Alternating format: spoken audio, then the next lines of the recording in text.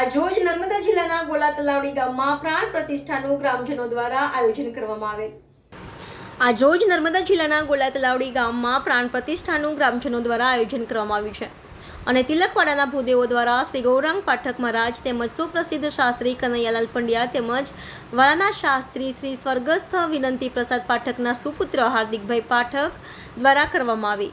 ગુરુદેવ મહારાજ તેમજ બાવાજી મહારાજ શીતળા માતાજી ઝૂંપડી માતાજીની પણ પ્રાણ પ્રતિષ્ઠા કરવામાં આવી। રિપોર્ટર ગૌતમ વ્યાસ, YNN ન્યૂઝ, નર્મદા।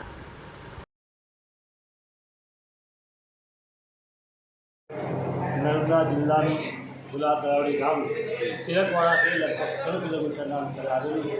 ત્યાં આજ રોજ ગ્રામજનો દ્વારા અહીંયા મંદિરનું પ્રાણ પ્રતિષ્ઠા મહોત્સવ ઉજવાઈ રહ્યો છે।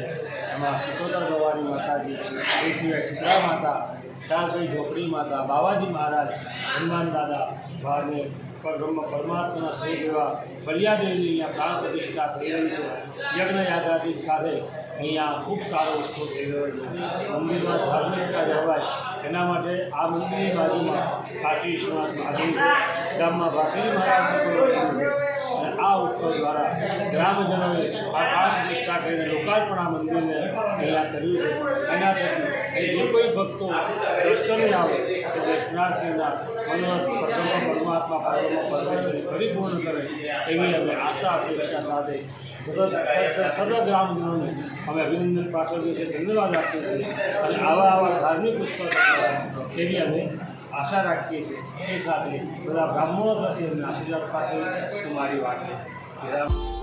Subscribe now and press the bell icon. Never miss an update.